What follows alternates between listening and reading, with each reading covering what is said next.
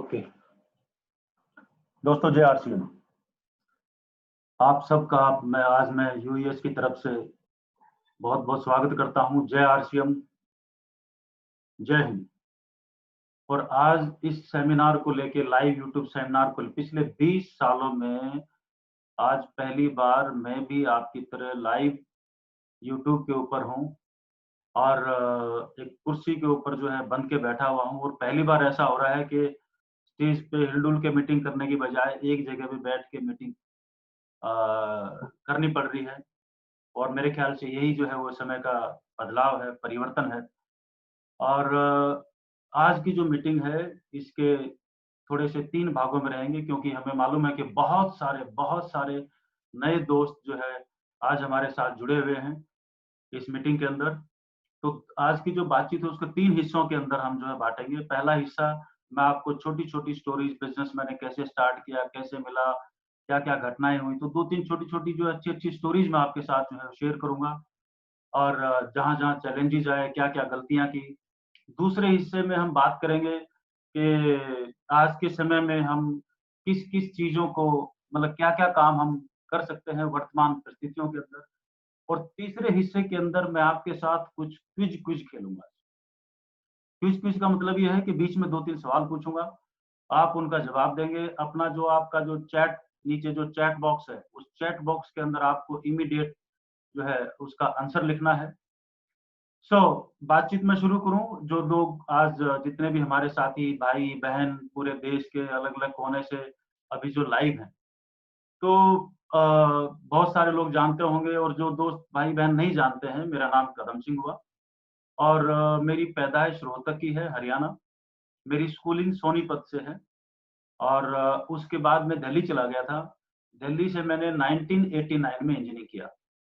1989 में इंजीनियरिंग करने के बाद मैंने 5 साल काम किया उस ज़माने की इंडिया की नंबर 1 कंप्यूटर कंपनीज़ के साथ।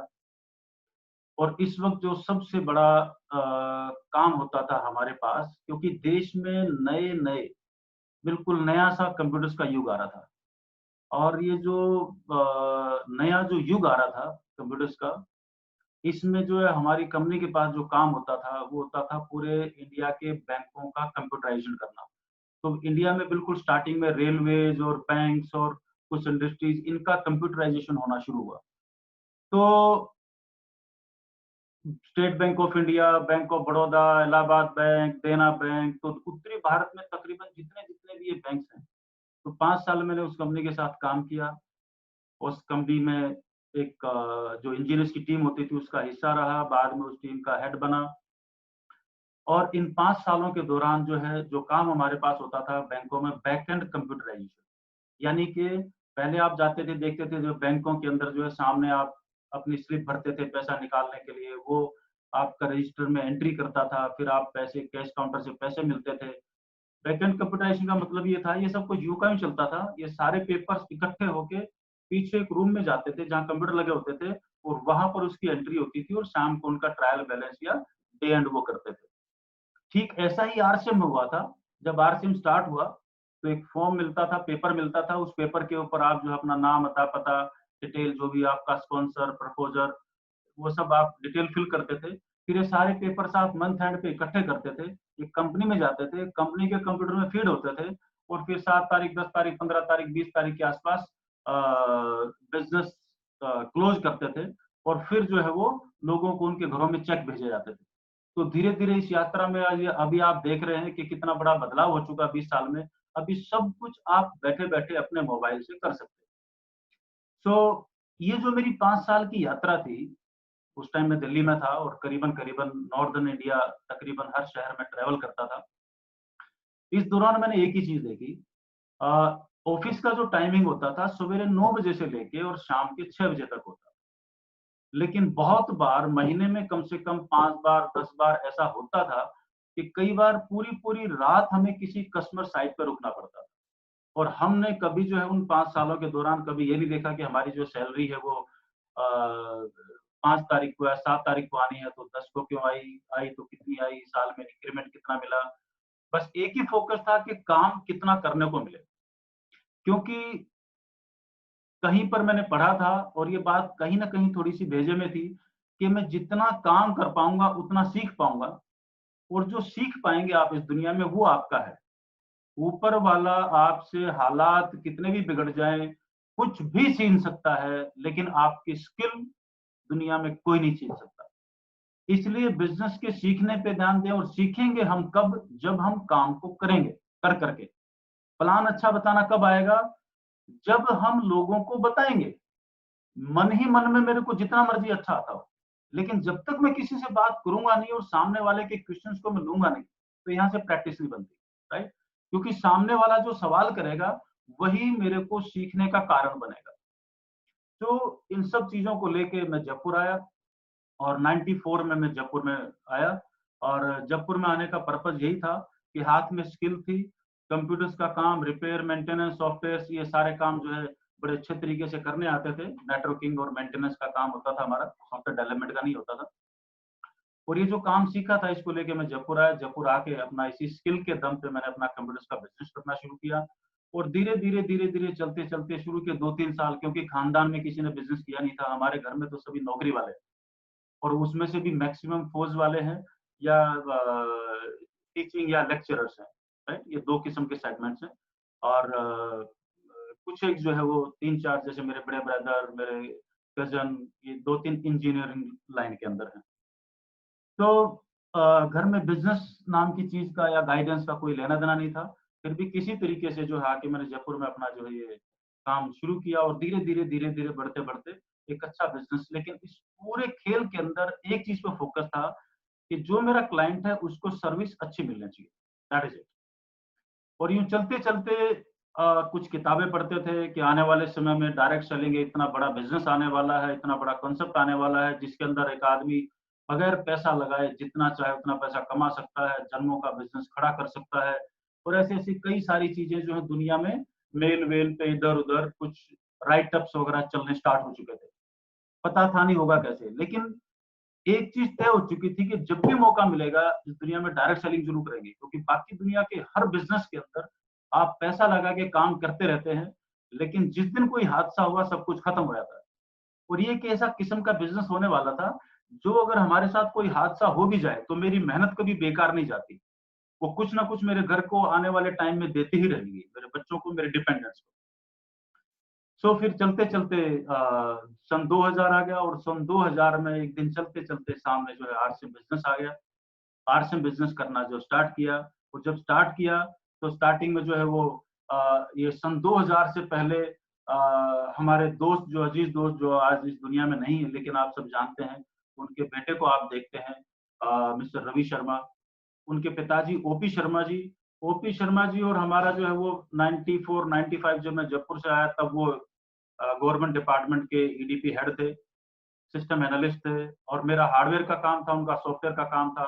तो हमारी दोनों की दोस्ती थी और हम साथ ही रहते थे, आजू-बाजू में रहते थे और बहुत सारी फैक्ट्रीज़ का हम मेंटेनेंस कॉन्ट्रैक्ट लेते थे। मैं हार्डवेयर देखता था, वो सॉफ्टवेयर देखते इस तरीके से कुछ और उन सब चीज़ों के अलावा एक-दूसरे के साथ जो है वो हम बहुत ज़्यादा समय बिताते थे और चलते-चलते फिर हमारे पास जो है ये अ, आरसीएम आया और आरसीएम जब हमने करना शुरू किया, तो इसमें स्टार्टिंग में एक डब्बा आया था बॉक्स, उस बॉक्स के अंदर जो है 7-8 8 पैंट पीस थे, फिर बाद में जो है वो 3 पैंट, 3 शर्ट हुए, फिर वो इस तरीके से चलते-चलते और जब पहले महीने हमने ये बिज़नेस लिया, फॉर्म को साइन अप किया, तो लोगों को बताते थे कि भई जो है वो आप जितने रुपए का कपड़ा, कपड़ा आपको पहनना ही है।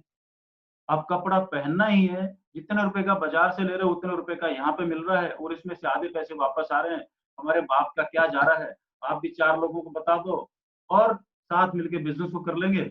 इसी बहाने जो है वो हमारे कुछ पैसे कपड़े पहनने से कुछ पैसे तो आएँगे, ऐसी कुछ बातें होती थी। और यूँ चलते-चलते जो है वो ये शुरू के 1-2 महीने में ऐसे लोगों को जो भी जान-पहचान के थे उनको सबको जॉइनिंग करवाया, 4, 5, 6, 7, 10 जो है वो लेके बनाई और यूँ फिर अब इस पूरे सीन में क्या था कि एक ही बार कपड़ा खरीदना था, दोबारा परचेज़ कब करेंगे? जब वो कपड़ा फटेगा, दूसरा तो कोई आइटम था ही नहीं ना, एक ही तो प्रोडक्ट था, राइट?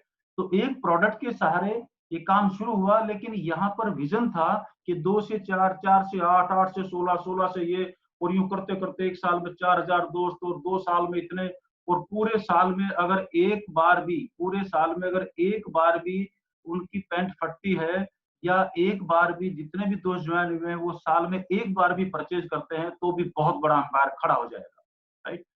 तो ये सोच के बिजनेस शुरू किया। अब समस्या ये थी कि जाए कहाँ, सिस्टम खड़ा नहीं था, और कुछ ज्यादा बताना भी नहीं आता था, और खड़ा होके बोलना तो वैसे नहीं आता था। तो सबसे पहली मीटिंग मेरे को अच्छी तरह मालूम, मेरी की दोसा, और एक शायद पंजाब के अंदर होशियारपुर के पास में मुनीर का मुकेरिया शायद ऐसी कुछ जगह थी। तो वहां पर मैं एक बार गया, और ऐसे ही मीटिंग रखी, उन्होंने गांव में ना ऐसे पर्चे से बांटे कि ऐसा ऐसा बगैर पैसा लगाए बिजनेस, लोग अपने अपने तरीके निकालते रहते थे, उस टाइम पे एक्सपेरिमेंट करते रहते थे। और वहां पर मैं खड़ा हुआ, और टेबल भी बड़ी अजीब सी थी, मतलब एक ये शादी बारात का हॉल था, और उस शादी बारात के हॉल के अंदर एक टेबल के ऊपर दूसरी टेबल की प्लाई साइड से टेढ़ी करके उसका बोर्ड बना दिया गया।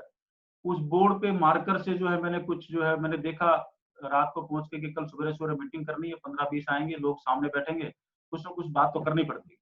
उससे पहले मेरे को डर लगता था, बीइंग एन इंजीनियर वो सब ठीक है, बट खड़ा होकर किसी से बात करना ये कभी जिंदगी में था ही नहीं। तो मैंने देखा क्योंकि सिर पे आ पड़ी है तो करना तो पड़ेगा ही। तो मैंने रात को जो है वो कुछ एक पर्ची के ऊपर कुछ पॉइंट्स बनाए कि जब सवेरे मैं बात करूंगा तो इन इन पॉइंट्स के ऊपर बात करूंगा, ऐसे ऐसे प्लान दिखाऊंगा। और मेरे को लगा कि आधा घंटा में बात कर पाऊंगा, और वैसे मैंने कुछ पॉइंट बना लिए। मजे की बात यह है कि जब मैं मीटिंग लेने के लिए खड़ा हुआ तो 7 या 8 मिनट में वो प्लान खत्म हो गया, मीटिंग खत्म हो गई। और जो मैंने हाथ में पॉइंट बनाए थे, ये हाथ, इतना डर लगा कि हाथ सीधा हुआ ही नहीं, और मीटिंग खत्म हो गई। और मीटिंग खत्म होने के बाद जब बैठ के हमने आपस में बात की, तो पता लगा जो 20-25 लोग थे उसमें से तकरीबन 20-22 लोग हाथों हाथ ज्वाइन कर गए। तो फिर मेरे भीतर में घंटी बजी कि बगैर कुछ सीखे, बगैर ढंग से बताए, अगर इतने लोग ज्वाइन कर सकते हैं, तो बिजनेस में कितनी बड़ी दम है, और कंसर्ट में कितनी बड़ी ताकत है। तो अगर हमने थोड़ा सा सीख लिया और बताना लोगों को तरीके से आ गया, तो बिजनेस तो कमाल कर सकता है। और दोस्त, वहां से किसी को प्लान दिखाने का डर निकला। आप सब लोगों के साथ भी ऐसा ही डर निकलता होगा। कहीं भी निकालो इस डर को, कैसे भी निकालो। हम कैसे कैसे प्लान दिखाते थे, पेड़ के ऊपर बोर्ड टांग लिया, कोई आदमी नहीं मिला तो भैंस के सामने बोर्ड टांग लिया, उसको बताया, 10 5 5 बार बताने के बाद भैंस से पूछते थे कि बोल बहन, ये प्लान कैसा लगा। तो भैंस भी बोलती थी माँ, ज्वाइन करा दे। Literally I am telling you. तो ईंट के भट्ठों पे, और कई जगह तो वो जेल में भी पहुंच गए कि जेल के अंदर एक पुलिस वाले ने बोला कि नहीं, प्लान बताना है कि आप आइए, आप सवेरे आ जाइए। वो उसके घर पे पहुंचे तो पता लगा वो कहीं पर फरीदकोट जेल में ले गया। एक बैरक के अंदर एक तरफ पुलिस वाले बैठे, एक तरफ सारे कैदी बैठे हैं, बोला इनको प्लान बताओ, राइट। तो इस किस्म के तजुर्बे जो है ये होते रहे, बिजनेस आगे बढ़ता रहा। धीरे धीरे रॉयल्टी आ गई, टेक्निकल आ गई, और मेरे ख्याल से क्योंकि लेगे 5-7 स्टार्ट की हुई थी हमने, तो मेरे ख्याल से जब रॉयल्टी आई तो टेक्निकल आने से जस्ट पहले महीने का जो मेरा चेक था, मेरे ख्याल से करीबन 2.25 लाख रुपए के आसपास का था। और उस टाइम पे बहुत बड़ी रकम हुआ करती थी, मतलब 20 साल पहले ये रकम बहुत बड़ी हुआ करती थी। और शहर में आसपास जो बड़े बड़े गस्टर्ड ऑफिसर होते थे, उनकी तनख्वाहें 10-12 हजार के आसपास होती थी। तो एक भूचाल सा आया, और तब तक जो है पहली एनिवर्सरी आ गई। जब पहली एनिवर्सरी आ गई तो मैंने और शर्मा जी ने प्लान बनाया कि भाई आ रहा है तो गाड़ी घोड़ा कुछ लेना चाहिए। हालांकि मेरे पास पहले फिएट थी, 99 में मैंने जो है वैन खरीदी थी। तो ये पूरा बिजनेस जो भी 1-2 साल हुआ था, वैन के अंदर इधर उधर हम जाते थे। और पहली एनिवर्सरी में जो है वो मैंने और ओपी शर्मा जी ने होंडा सिटी कार खरीदी, और भीलवाड़ा में टाउन हॉल के बाहर दोनों गाड़ियां खड़ी की। और जब लोग आए, और वो फंक्शन गुरुदेव बीसी छावड़ा जी ने सबका सेलिब्रेशन किया। और 5 या 6 जो है वो रॉयल्टी अचीवर, टेक्निकल अचीवर थे, जिनमें से आप जो है वो मेरे ख्याल से अभी आज की तारीख में आप मुकेश जी को जानते हैं, मुकेश पठारी साहब।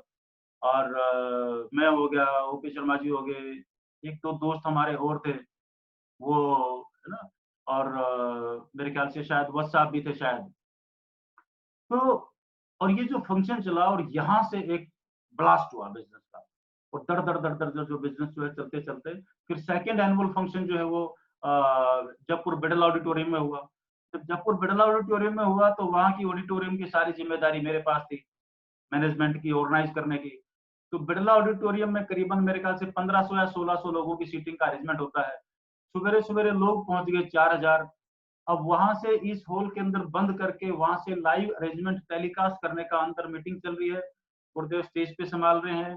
मैं अपनी वायर वगैरह बिछा के कुछ भी अरेंजमेंट करके प्रोजेक्टर लगा के और दूसरे जो वहाँ पर हॉल हॉल थे जिनके अंदर ऑक्शन वगैरह चलता था, उन हॉलों के अंदर प्रोजेक्शन ऐसा ही लगा के एलसीडी प्रोजेक्टर पे वहां पर उनको बैठाया गया और वो सारा अरेंजमेंट लाइव हाथों हाथ, यानी कि जब कोई सिचुएशन बिगड़ती है तो आप हाथों हाथ कितने कूल माइंड से उसको कंट्रोल कर सकते हैं। तो ये सारी घटनाक्रम धीरे धीरे सिखाती जा रही थी और हम बिजनेस को सीखते जा रहे थे गलतियां करते करते। तो बहुत सारी गलतियां की और ये गलतियां करते करते मतलब हम लोग जो है आज आप सब लोगों के साथ हैं, आपके सामने हैं, आप मीटिंग सेमिनार में मिलते रहते हैं और इन सब चीज़ों के अंदर जो है वो यात्रा शुरू होने से लेके एक और चीज़ जो मैं आपके साथ शेयर करूँ, वो जब स्टार्टिंग में जैसे आजकल तो हर जगह वंडर वर्ल्ड, पिकअप सेंटर सब चीज़ मौजूद है। शुरू में पिकअप सेंटर या हमें जो कहीं पर भी जो है जॉइनिंग के लिए जाना होता था, तो आरडी सिस्टम होता था, रीजनल डिस्ट्रीब्यूटर। तो 25,000 रुपए दे के आरडी मिल जाती थी। 15, 17, 20 किटें जो है वो उसके अंदर हम ले लेते थे। किटें हम अपनी चारपाई के अंदर रख लेते थे, अपनी गाड़ी के अंदर रख लेते थे। जब भी कहीं मीटिंग लेने जाते थे, वो 20-25 किटें जो है गाड़ी के अंदर मौजूद होती थी, कई बार 50 किटें मौजूद होती थी, तो जहाँ भी मीटिंग करके आते थे।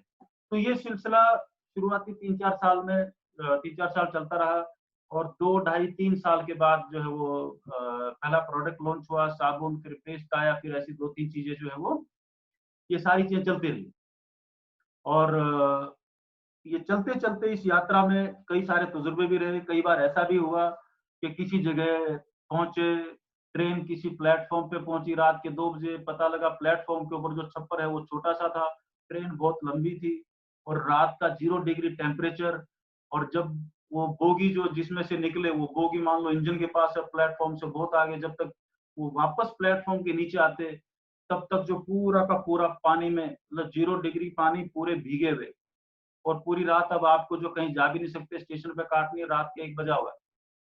तो ऐसे कई सारी चीज़ें हाथ से बहुत सारी घटनाक्रम घटा, लेकिन मकसद एक ही था, इरादा मज़बूत था, क्योंकि आप जन्मों का बिज़नेस खड़े करने जा रहे हैं। आप जन्मों का बिज़नेस खड़ा करने के लिए जा रहे हैं, तो छोटे-मोटे चैलेंजेस तो आएँगे, क्योंकि निर्माण बड़ा है, सीखना बड़ा है और बहुत कुछ बहुत बड़ा है। तो इसलिए इन चीज़ों से और अब आपके सामने वो चैलेंजेस नहीं होंगे। क्योंकि हम लोग तो चलो बहुत सारी जगह एक शहर से दूसरे शहर में भी जाते थे, लेकिन अब तो ज़माना ही बदल गया। अभी मैं यहाँ पर बैठा हुआ हूँ और अपने-अपने घर में बैठ के बड़े आराम से अपने नए दोस्तों के साथ आप मीटिंग अटेंड कर रहे हैं।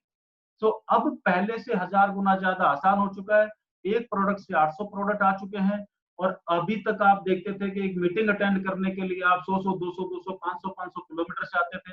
अब तो 1 सेकंड में बटन दबाते हैं और लाइव मीटिंग आपके घर पे चलती है। तो कितनी सारी सहूलियतें हैं। अभी मैं उनके ऊपर जो है आपके साथ बात करने वाला हूँ। तो ये थी मेरी बैकग्राउंड और इस बिज़नेस के अंदर जो है वो मैं कैसे आया, क्या मेरा बैकग्राउंड है। अब मैं थोड़ा-सा दूसरे टॉपिक के ऊपर जो है आपके साथ शिफ्ट होना चाह रहा हूँ कि वर्तमान हालात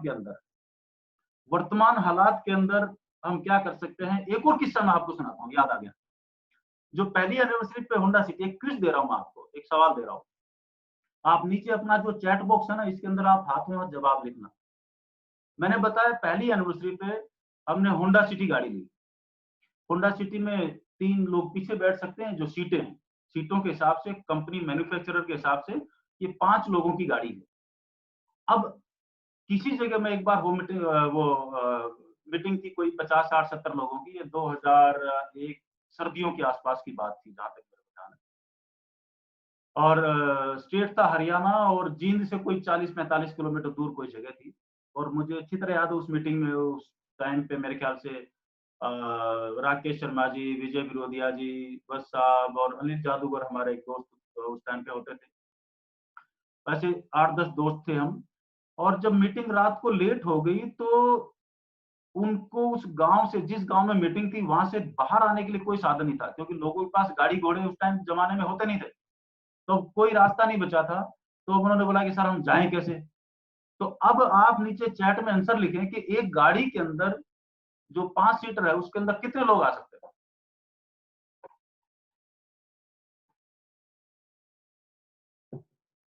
अब मैं आपको बताता हूँ, उस गाड़ी के अंदर उस रात को हम 22 लोग बैठे, जिसमें 5 सीटें थी, उसमें 22 लोग बैठे थे हम। और सब लोग गवाह हैं, जितने भी सीनियर साथी वो सब लोग गवाह हैं उस बात के। तो सिचुएशन के हिसाब से मोल्ड करना, रास्ता निकालना, कोई भी समस्या है उसका समाधान निकालना, राइट? जब ये एटीट्यूड आपका होगा तो इस बिज़नेस को बड़ी आराम से आप बिल्ड करते हुए आगे चले जाएँगे। अब मैं आपके साथ एक स्क्रीन शेयर कर रहा हूँ, बातचीत मैं करता रहूँगा और ध्यान देना, बीच में 2-3 क्विज़ मैं आपके साथ आज खेलने वाला हूँ, कई सारे खेल खेलने वाला हूँ। उन खेलों के लिए आप तैयार हो जाओ, आपको बहुत मज़ा आने आने वाला है और मैं भी आपके साथ बहुत मज़े लेने वाला हूँ, राइट? और वो आपको मालूम ही है। आज मैं बहुत ज़्यादा हिल-डुल नहीं सकता, एक जगह जम के बैठा हुआ हूँ। ये नया तरीका है, धीरे-धीरे इसमें भी सेट हो जाएँगे। डोंट वरी, चिंता नहीं करना। और यही काम, और अब मेरे को इतना मालूम है कि जो नई नस्ल के बच्चे आज की तारीख में जो 20-25 साल के बच्चे आ रहे हैं, अब उनके लिए प्लेटफ़ॉर्म खुल चुका है। महिलाओं के लिए प्लेटफ़ॉर्म खुल चुका है। अब ये बच्चे जो काम करने वाले हैं, जो काम जितने भी इस वक़्त कोर लीडर्स को आप देख रहे हो, इनसे 1000 गुना बढ़िया और अच्छा काम, सारे रिकॉर्ड ये नए बच्चे तोड़ने वाले हैं, जो 15 जो इस टेक्नोलॉजी के साथ फ्रेंडली हैं और जो इस काम को बड़ी आसानी से और बेखौफ करते हैं। तो उन लोगों के लिए बहुत बड़ा मौका है जिनकी उम्र इस वक्त 20, 22, 25, 30 साल है और जो इस प्लेटफॉर्म से घबराते नहीं है और ये इसको चुटकियों में इसको चुटकियों का खेल बनाते हैं। सो दिस राइट अपॉर्चुनिटी और राइट टाइम फॉर यू। तो जितने भी स्कूल गोइंग बच्चे हैं, कॉलेज में जाने वाले जो बच्चे हैं, या और भी इस वर्तमान दौर में बहुत लोगों की नौकरियां छूट चुकी हैं और बहुत कुछ हो चुका है, उसके ऊपर मैं अभी बात नहीं करूंगा। मैं अपनी स्लाइड आपके साथ एक शेयर कर रहा हूं। तो आज का जो टॉपिक है उसका मैं आपके साथ शेयर करूं। सो ये स्लाइड मेरे ख्याल से आप सबको दिखाई दे रही होगी। बीच बीच में जो है ये जहां पर साइड में मैं छोटा सा दिखाई दे रहा हूँ आपको, ये दिखाई देता रहेगा, किसी करेक्टर के सामने आएगा तो मैं इसको यूं करके इधर इधर करता रहूंगा। तो मेरे ख्याल से आपको तकलीफ नहीं आने दूंगा। सो आप सबका स्वागत है। हम मीटिंग के दूसरे दौर में प्रवेश कर रहे हैं कि आज के हालात में क्या करें। सो आज के हालात में क्या करें, क्या कर सकते हैं। आ जाए भैया ना, आप सबका स्वागत। और देखिए यहाँ पर एक लाइन लिखी है आपके सामने, जो होता है अच्छे के लिए होता है। ये जो मैंने आपको घटनाक्रम बताए पिछले 20 साल में, ये तो मैंने आपको एक दो जिक्र किया है, ऐसे हजारों किस्से हैं हमारे पास। जब ये घटनाएं घटती थी तो बहुत बुरा लगता था कि हमारे साथ ऐसा क्यों हो रहा है। लेकिन कुछ समय बाद जाके पता लगता था कि जो हुआ बहुत अच्छा हुआ, कमबख्त वो नहीं होता तो ये सीखने को नहीं मिलता। तो आज की तारीख में भी जो हो रहा है, आपने एक वो कहानी तो सुनी होगी, एक राजा जी थे और उसके एक वजीर थे। दोनों शिकार के लिए जंगल में गए। जब दोनों शिकार में जंगल गए तो कहीं शिकार करते करते वो कहीं पर कोई जो है राजा जी को किसी वजह से शिकार के वक्त, आखेट के वक्त उस राजा जी की उंगली को कुछ चोट लगी और उंगली काटनी पड़ गई। सॉरी, हाँ, राजा जी की उंगली को। अब राजा जी की जब उंगली कटी तो कटने के बाद राजा जी बड़े परेशान है, बोला यार उंगली कट गई, और रोने पीटने लग गया, कुछ कुछ करने लग गया। तो उसकी पट्टी वट्टी करके तो वजीर ने बोला कि राजा जी चिंता मत करो, जो होता है अच्छे के लिए होता है। अब राजा जी गुस्से हो गए, बोला साला एक तो मेरी उंगली कट गई, ऊपर से बोल रहा है कि जो होता है अच्छे के लिए होता है। तो उसने फटाफट उसके साथ में जो सैनिक थे उनको आदेश दिया, बोलता इस साले को जेल में डाल दो। और वजीर साहब को जेल में डाल दिया। और वो बाकी जो भी टीम थी वो आगे शिकार करने के लिए चल पड़ी। अब जब ये और आगे गए शिकार करते करते, कुछ लोग इधर हो गए, कुछ लोग इधर हो गए, और जो वो राजा जी को अकेला देखा तो बहुत सारे जो वनवासी थे उन्होंने राजा जी को पकड़ लिया और बोला आज तो बहुत बढ़िया आदमी मिला है, एकदम गहने वहने पहने हुए, मुकुट लगाया हुआ है। बोला आज तो बड़ी शानदार बलि होगी, 5 स्टार बलि होगी आज तो उसको ले जाके पकड़ के वो जो है बलि देने के लिए जब देखने लगे तो उनका जो गांव का जो आदिवासियों का जो मुखिया था, उसने बोला रुको रुको रुको रुको, बोला इसकी उंगली कटी हुई है और ऐसे आदमी की तो हम बलि ले ही नहीं सकते। बोला छोड़ दो इसको, हमें तो साबुत आदमी चाहिए पूरा, जिसकी उंगली उंगली कटी होगी, ऐसे आदमी की बलि हम नहीं लेते। और भाई साहब उस राजा को छोड़ दिया गया। जब वो वापस महल में आया, अपने राज्य में आया, आके जो है वो वजीर को छोड़ा और वजीर को छोड़ के उसने बाहर आके बोला कि बोला भाई वहां पे ऐसे ऐसे पकड़ लिया था और ये उंगली कट गई, इस वजह से मेरी जान बच गई। तो तू ठीक बोल रहा था, जो होता है अच्छे के लिए होता था। बोला महाराज वो तो ठीक है, लेकिन आपने मेरे को जेल में डाल दिया, वो उससे भी बढ़िया हुआ। जेल में नहीं डालते तो मैं आपके साथ में होता और आपके बदले में मेरी बलि चढ़ जाती। बोला इसलिए जो होता है वो अच्छे के लिए होता है। तो कोरोना काल देखने में तो बहुत कुछ है, बहुत सारे लोगों के दर्द है, बहुत सारी चीजें हैं, लेकिन प्रकृति का अपना नियम है। प्रकृति, क्योंकि ये वायरस कहाँ से फैला, क्या फैला, तो कहीं ना कहीं कोई मानव ही जिम्मेदार है, कहीं ना कहीं गलतियां हम लोगों की ही है, राइट। ऊपर वाले का इसका कोई लेना देना नहीं है, लेकिन ऊपर वाले ने अपनी धरती को संभालने के लिए अपना काम किया। वातावरण साफ हो गया, नदियां जो पिछले 50-100 साल से इतने आंदोलन चले, गंगा को साफ करो, इसको साफ करो, ऊपर वाले ने अपने आप साफ कर दी बगैर पैसे के। पशु पक्षी खुल के चहचहाने लगे, परिवार में हम पूरा टाइम देने लगे, राइट। अब हर आदमी के बहाने खत्म हो गए। तो अब बहाने खत्म में मौके, पिछले 10-15 साल के अंदर लोगों के जो मीटिंगों में आके हमसे मिलते थे कि सर ये नहीं हो रहा, वो नहीं हो रहा, लोगों के बहाने किस किस किस्म के होते थे वो आप देखो। लोगों का बहाना होता था सर टाइम नहीं है, मैं बिजनेस तो कर लूं, टाइम नहीं है। अब क्या भैया, अब तो खुद के पास भी टाइम है, दुनिया के पास भी टाइम ही टाइम है, राइट। सर मैं बिजनेस कर तो लूं, हमारे यहाँ मीटिंग नहीं होती, तो ये तो खत्म ही हो गया, राइट। अब तो लाइव चल रहा है और हर घर घर में मीटिंग हो रही है, तो ये बहाना जड़ से खत्म कर दिया ऊपर वाले ने। हमारा तो कोई मीटिंग देता ही नहीं है, हमें तो कोई मीटिंग देता नहीं है, हमारे शहर में तो कोई आता नहीं है। अभी देखो गांव गांव, ढानी ढानी, पेड़ के नीचे बैठ के, नदी किनारे बैठ के, आप कहीं पर भी 4 लोग बैठ के आप अपने जो मीटिंग सुन सकते हैं, मीटिंग कर सकते हैं। मेरे पास कहीं आने जाने का किराया नहीं है, कितने लोगों के बहाने थे। अभी तो जरूरत ही नहीं है, सिर्फ आपके मोबाइल में इंटरनेट होना चाहिए, दैट इज इट। दूसरे शहर में कैसे जाऊं, जाना ही नहीं है। मीटिंग अटेंड कराओ, मोबाइल पे वीडियो भेजो, डॉक्यूमेंट मंगाओ, लगाओ, ज्वाइन कराओ, और फिर उसका अगली ज्वाइनिंग उसी हाथ से करा दो, जरूरत ही नहीं है जाने की। और वहां से जो भी आसपास अच्छा पिकअप सेंटर है देके उसके पास भेजो उसको। सब कुछ अनलिमिटेड हो गया, यानी कि अनलिमिटेड प्लेटफॉर्म खुल गया। जहां पर पहले प्लेटफॉर्म इतना था, अब अनलिमिटेड है, मतलब कोई सीमा नहीं है इसकी। लेकिन आलसी लोगों के लिए अब भी एक कंप्लेंट है कि आरसिम, वंडर वर्ल्ड या पिकअप सेंटर हमारी गली में खुल जाए तो इसका भाई कोई जवाब नहीं, हमारे पास तो नहीं है, आपको कभी मिले तो ढूंढ लेना। तो इशारा कुदरत का कुछ और है। कुदरत का इशारा कुछ नया सीखने की तरफ है कि काम को कुछ नया तरीके से किया जाए। फायदा क्या होगा, अभी एक ही जगह से पूरे देश में काम कर सकते हैं, सिर्फ अपने नेटवर्क को ट्रैक कीजिए, डेटाबेस और लिस्ट पे काम कीजिए। डिजिटल तरीके से काम करने का टाइम आ गया है। बहुत ज्यादा आसानी से हर आदमी ट्रेनिंग ले सकता है, और हर आदमी को इस वक्त नेटवर्क की, इनकम की जरूरत समझ आ चुकी है। सो सिर्फ बताने की देर है, और अपने लोगों को नेट पे आपके साथ जोड़ के इन मीटिंगों में प्लग इन करने की जरूरत है। तो थोड़ी सी सावधानी, अभी यहाँ पर जो दोस्त पुराने हैं, जो ज्वाइन कर चुके हैं, या जो आज बिल्कुल पहली बार आए हैं, कहीं नौकरी थी कुछ छूट गया था, कोई मौका देख रहे हैं और इस अपॉर्चुनिटी सेमिनार को देख रहे हैं, थोड़ी सी सावधानी ये कर लेनी चाहिए कि अगर, इसको मैं थोड़ा सा नीचे ले लेता हूं, अगर आप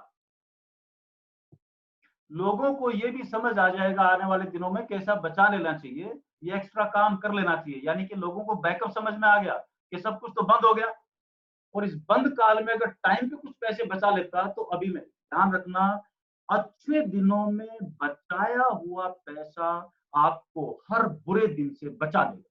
इस चीज का ध्यान रखना, राइट। तो जब अच्छे दिन हो तो बड़ी सावधानी के साथ, मूल को कभी भी, जो आपका सोर्स है उसको, मूल को कभी खत्म नहीं होने दें, नहीं तो रिसोर्स कभी भी पैदा नहीं हो पाएगा।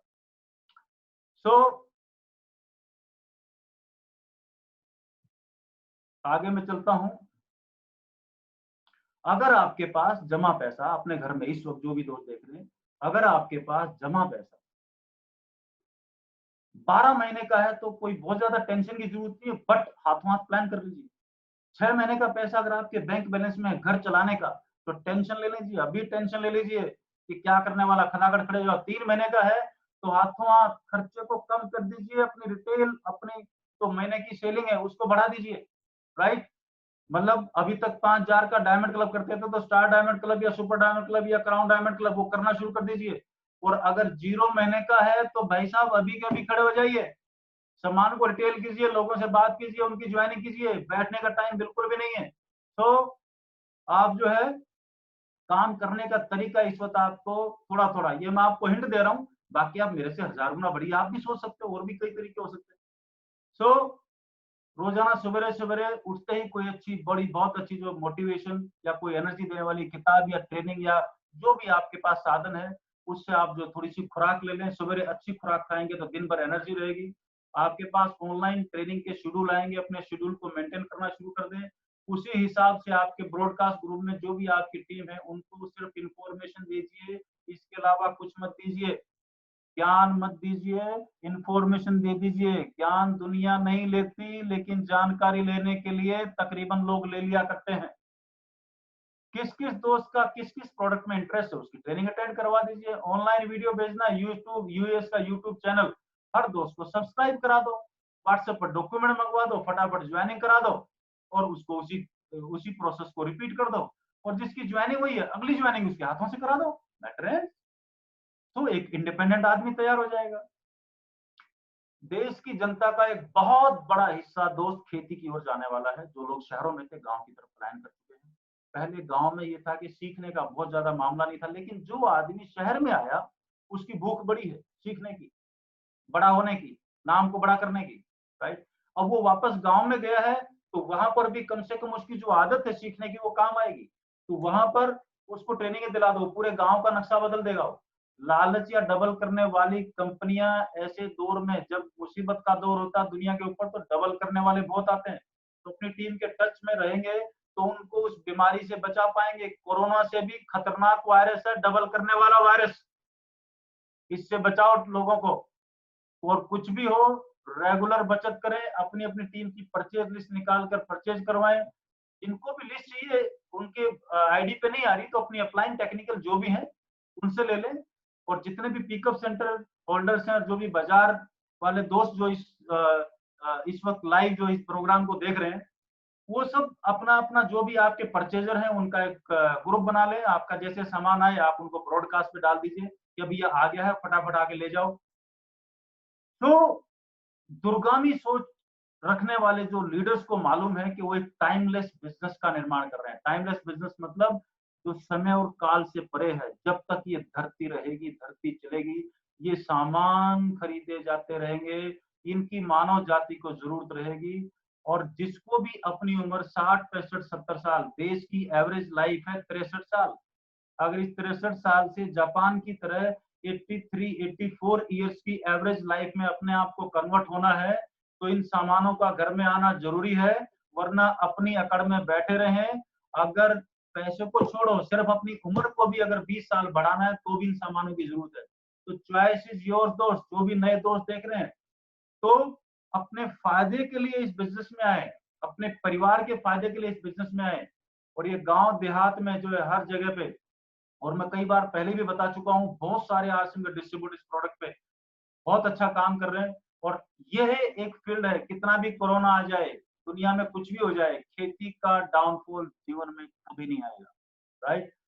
सो अब यहाँ पर डिसीजन मेकिंग का समय है। हम थोड़ा थोड़ा तीसरे दौर में प्रवेश कर रहे हैं। डिसीजन मेकिंग यानी कि आदमी कई बार चौराहे पे मैं करूं नहीं करूं, हाँ ना ये चलता रहता है। और अगर इसके पीछे कोई स्ट्रॉन्ग लॉजिक नहीं हो कि फैसला लूं तो कैसे लूं, राइट। तो आज हम अब थोड़ा सा जो अगले 15 मिनट में आपके साथ बात करने वाला हूं, वो टॉपिक है डिसीजन मेकिंग। अब इसको थोड़ा सा ध्यान से आप अपने चैट के ऊपर आ जाएं और थोड़ा सा जो मैं आपसे कुछ पूछने वाला हूं वो आपको चैट में लिख के बताना है। एक आपसे मैं सवाल कर रहा हूं, देखो आप स्क्रीन के ऊपर आपको 3 बिल्लियां दिखाई दे रही है, यस। अब इन 3 बिल्लियों में बहुत पहले किए, मैंने प्रैक्टिकल भी किए हैं बहुत जगह पे, जब लोग आनाकानी करते हैं, बहाने पे बहाना, बहाने पे बहाना, बहाने पे बहाना। तो एक दोस्त को मैंने बोला कि मैं कहा देख भाई एक बात बता, एक दीवार पे 3 बिल्लियां बैठी हैं और इसमें आपको जो दिखाई दे रही है, एक लाल बिल्ली दिखाई दे रही है, काली बिल्ली दिखाई दे रही है, एक थोड़ी सी ग्रे बिल्ली। काली बिल्ली ने दीवार से नीचे कूदने का फैसला कर लिया।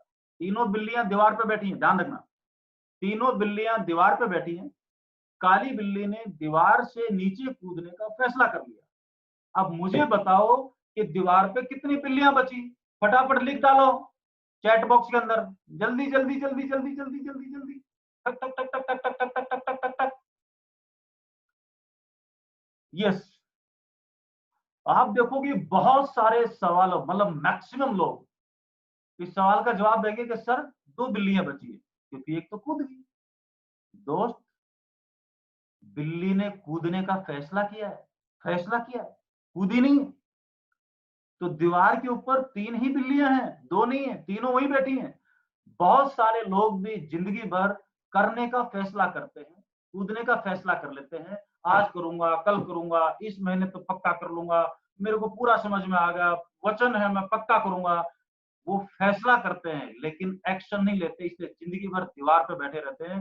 तो आज फैसला कर लेना आपको। अब मैं जो आपके साथ क्विज खेलने वाला हूँ, जब आप कोई भी फैसला करते हैं तो फैसला करते वक्त आपको किन चीजों का ध्यान रखना होता है। तो अब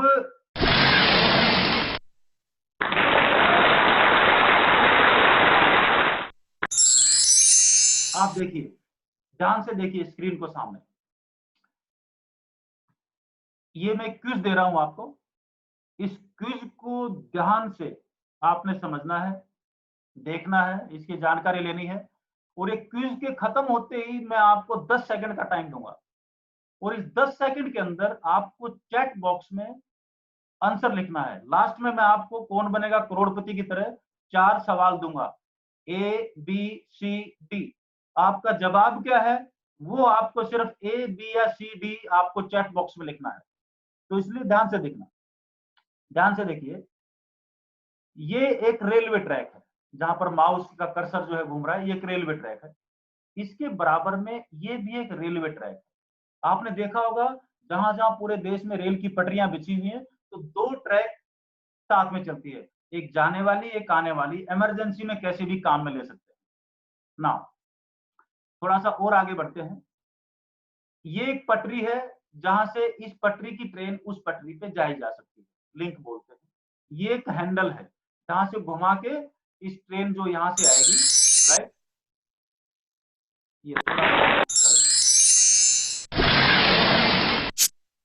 ये यहां से ट्रेन आ रही है।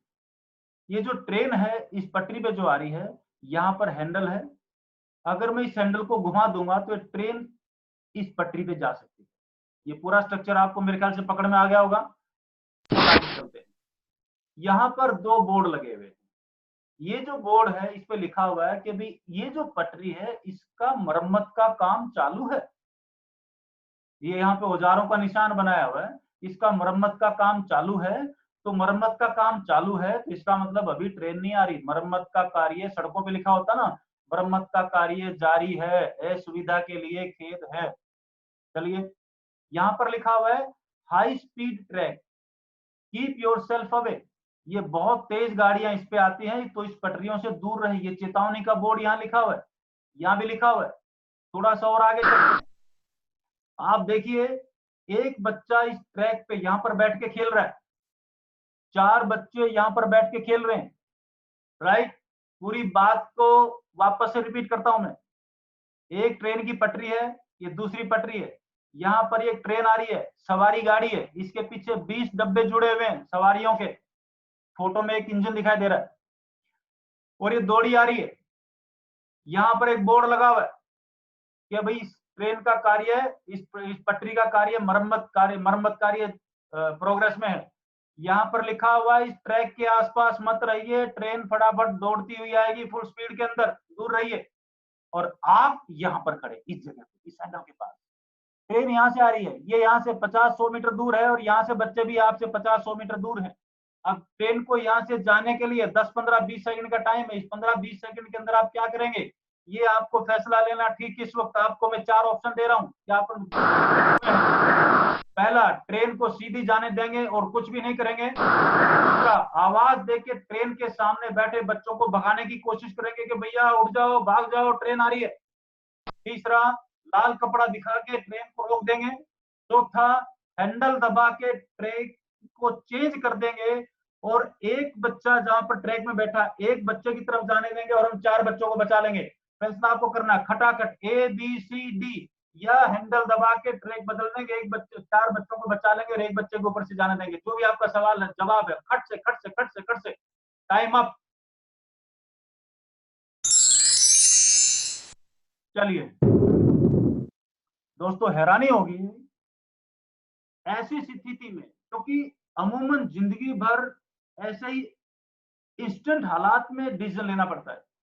बहुत सारे लोग बिजनेस को समझते हैं, बहुत अच्छा फैसला ले लेते हैं, लेकिन कभी ना कभी ऐसी स्थिति बनती है जब 1 2 5 मिनट का, सेकंड के हालात ऐसे बनते हैं कि आपको कुछ न कुछ, देखिए घर में भी बाहर भी जिंदगी भर ये निर्णय लेने ही पड़ेंगे।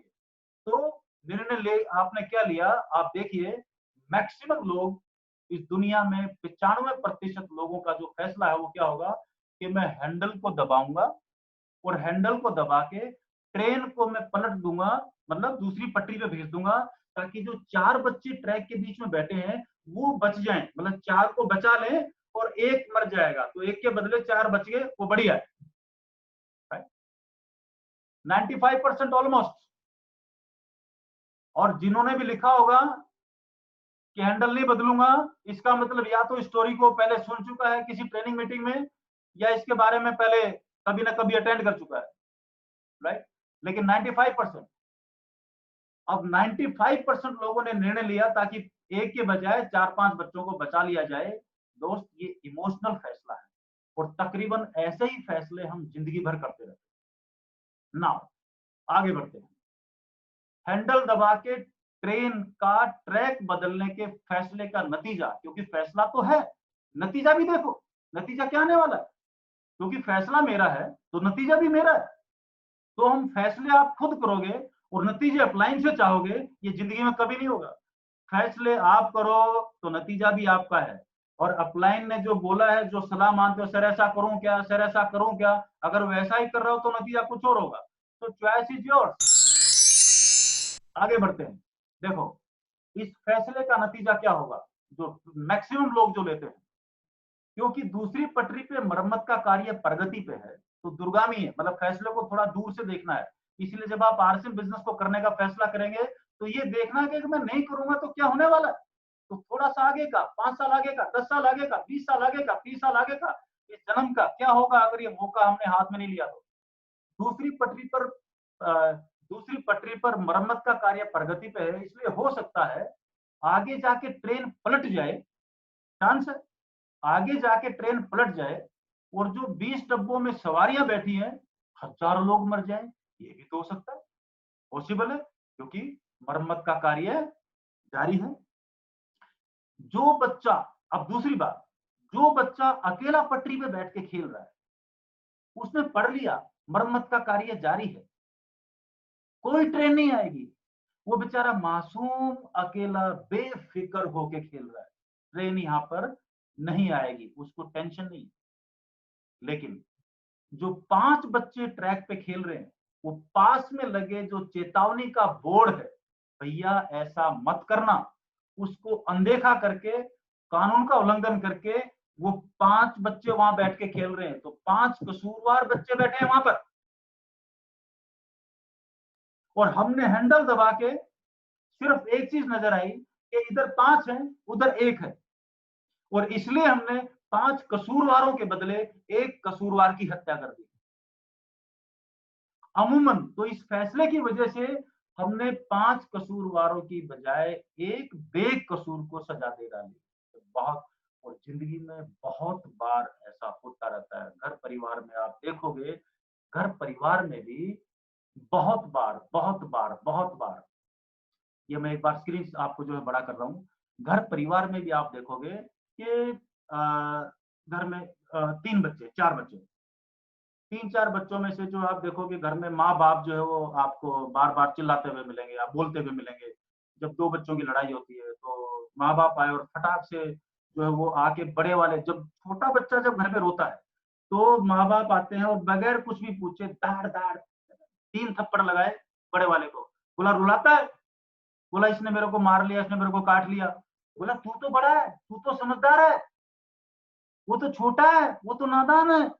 अरे नादान है, छोटा है, लेकिन अगर उसको कोई काट रहा है तो छुड़ाना भी तो धर्म बनता है।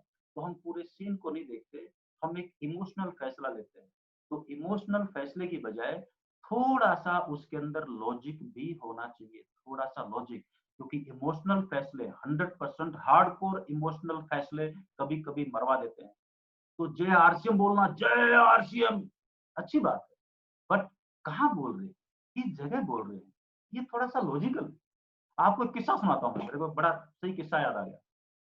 एक बार की बात है, ये बात है मेरे ख्याल से कोई शायद 2014-15 के आसपास की बात है। भीलवाड़ा में कोई एकेडमी थी। जयपुर में जहाँ मेरा घर है, उसके पास में गांधीनगर स्टेशन है। जयपुर का एक और स्टेशन है, जयपुर मेन जंक्शन है, जयपुर गांधीनगर। उस गांधीनगर स्टेशन के ऊपर मैं अपने किसी रिश्तेदार को शाम को छोड़ने गया था। 7-8 बजे होंगे, थोड़ा अंधेरे का टाइम था। प्लेटफ़ॉर्म नंबर 1 पे था, प्लेटफ़ॉर्म नंबर 2 पे कोई ट्रेन आके रुकी और जो प्लेटफ़ॉर्म नंबर 1 वाली ट्रेन है, ये भी आने में टाइम था, तो हम 10-15 मिनट पहले पहुँच गए थे। तो प्लेटफ़ॉर्म नंबर 2 पे जो ट्रेन खड़ी थी, अचानक उस ट्रेन के अंदर से आवाज़ें आनी शुरू हो गई। सर जय आरसीएम, जय आरसीएम। तो एकेडमी थी, तो बंगाल से कहीं से 3-4 डब्बे, ट्रेन के डब्बे फुल थे और उनमें से किसी एक आदमी ने दूसरे प्लेटफ़ॉर्म पे ट्रेन पे मेरे को पहचान लिया।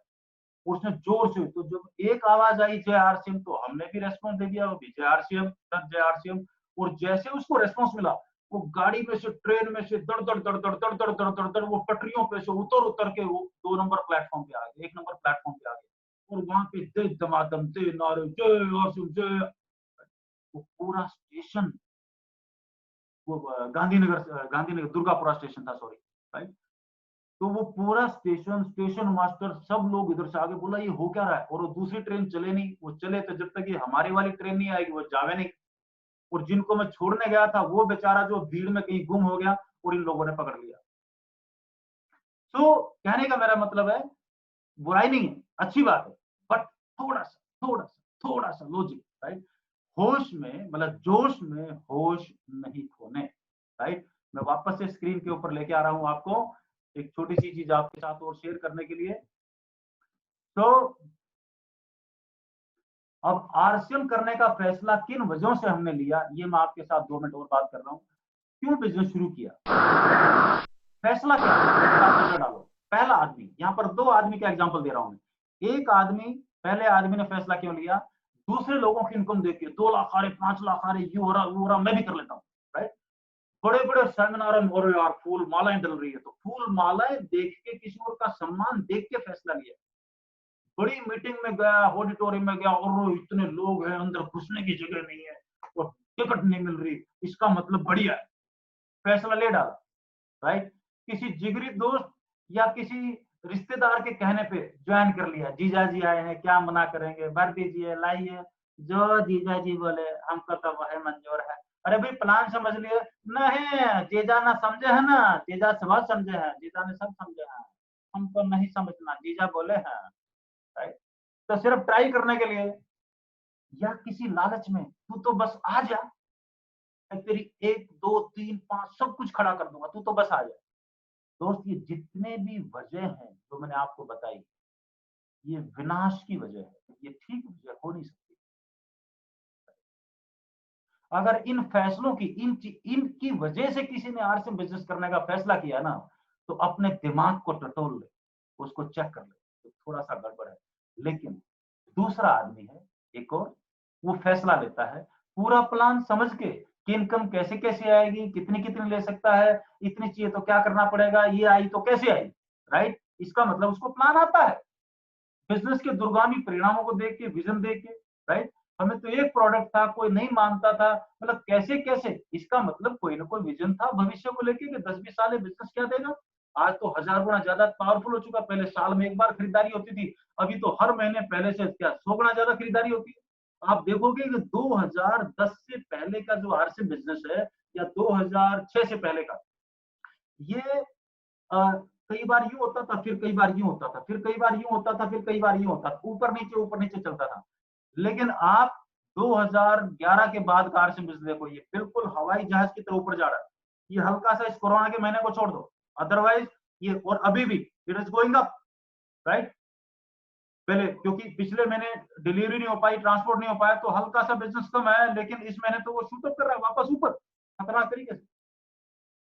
कंपाउंडिंग या चक्रवर्ती नेटवर्क की ताकत, जैसे मैंने आपको बोला 2 से 4, 4 से 8, क्योंकि एक टाइम पे कंपाउंडिंग बहुत खतरनाक रूप ले लेती है। वो पैसे में भी, जो मैं अगला एपिसोड मेरे आने वाला है उसके ऊपर, मैं उसके ऊपर जो है आपके साथ ये कंपाउंडिंग कितना खतरनाक रोल प्ले करता है एक दिन, उसके ऊपर मैं बात करूंगा आपसे। मेरे जो यूट्यूब चैनल है कदम सिंह, उसके ऊपर वो वीडियो आएगा। लोगों की मदद करके खुद के जज्बे को ढूंढ के, जो जो सवाल सामने आए फटाफट, जो सवाल आए जवाब ढूंढो, सवाल आए जवाब ढूंढो, राइट। सवाल आए बैठे देखेंगे, जहां किस्मत होगी चले जाएंगे, ये नहीं चलता बाबा, ये राइट।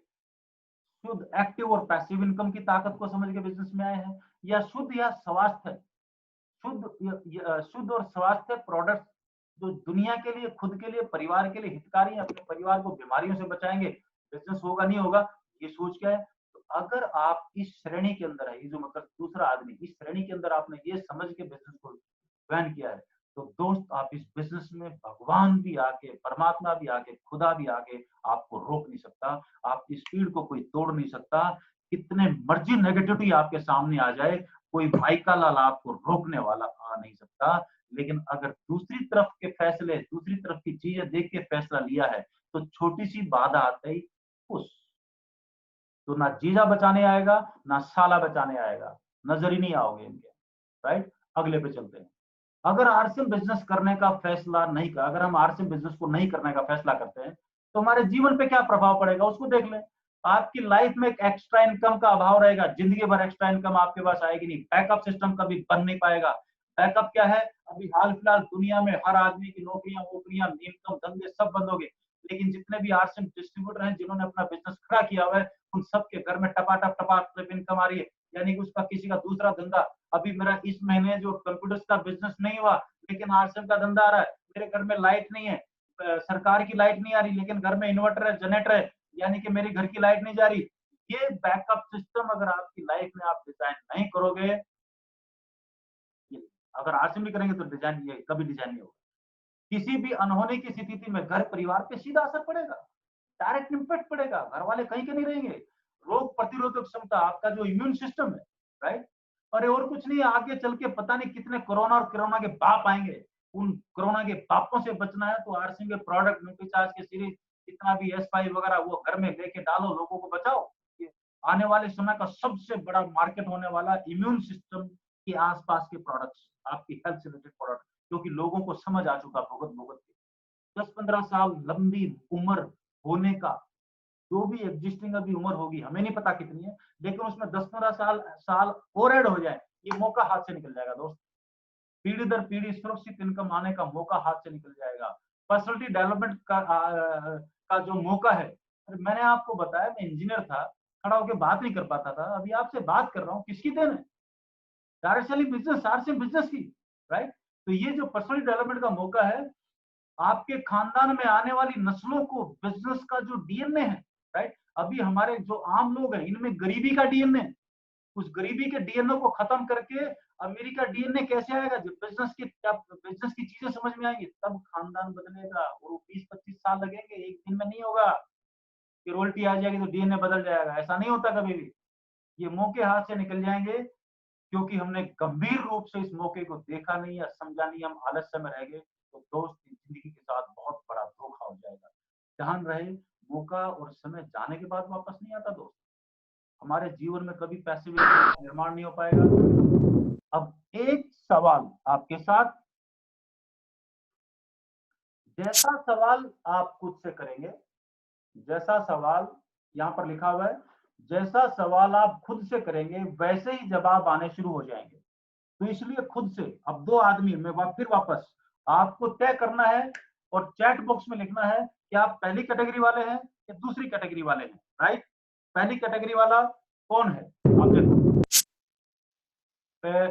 पहला आदमी बोलता है, अभी तक की पूरी बात समझ ली सेमिनार में, जो जो बात पकड़ में आई, और अब इसको फैसला करना है, या उसने बोल दिया अभी करेंगे, लेकिन भीतर से आवाज क्या आ रही है? भीतर से इसकी आवाज आ रही है, कर तो लिया है, पता नहीं क्या होगा, या है तो आरसीएम बहुत अच्छा, देखते हैं जो भी होगा।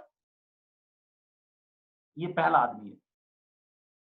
अब जैसे ही ये आदमी ये बोलता है तो इसके भीतर से आवाज आनी शुरू हो जाती है, होगा तो नहीं, ज्वाइन तो कर लिया है, होगा तो नहीं, देखे जो नसीब।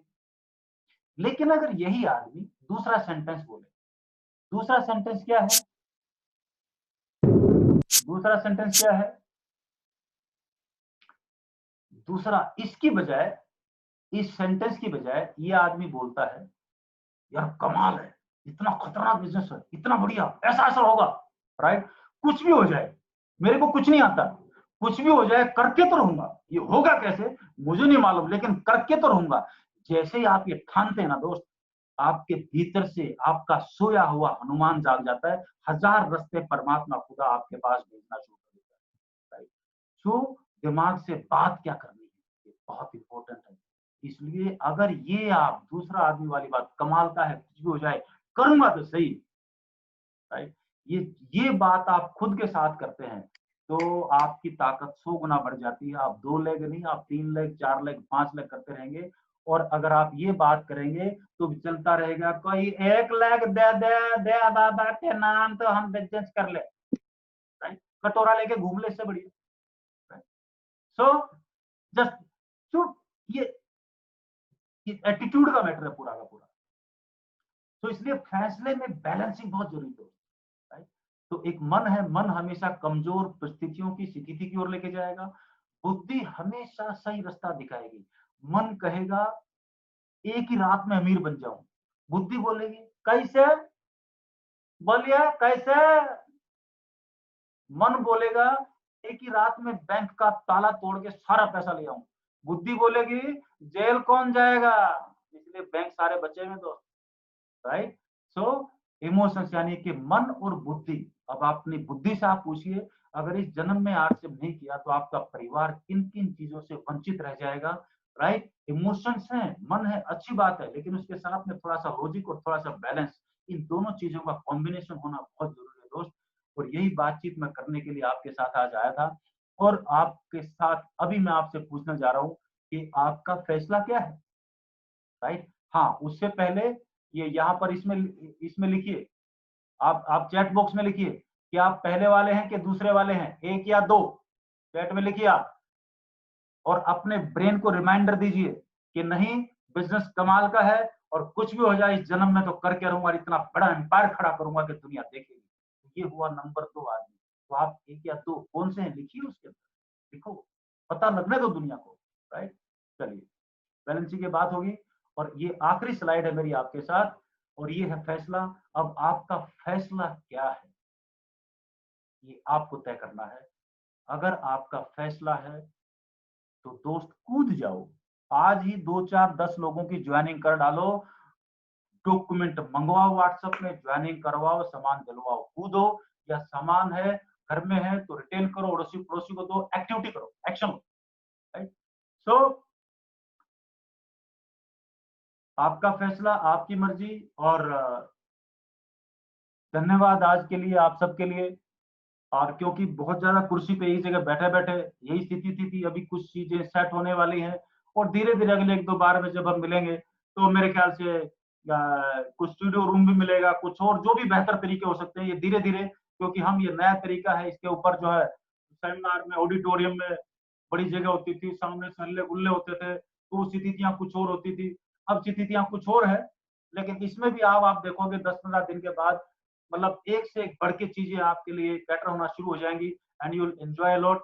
और आज सब लोगों ने अपना कीमती समय अपने खुद के लिए इस चैनल के ऊपर दिया, आप सब लोगों का बहुत बहुत शुक्रिया। यहाँ नीचे जो है वो अभी 3 4 दिन पहले मेरा एक, हाँ 3 4 दिन पहले एक वीडियो आया था, वीडियो का जो टाइटल मैंने दिया था, बिजनेसमैन के पाप कैसे बने, और वो भी बड़े आराम से।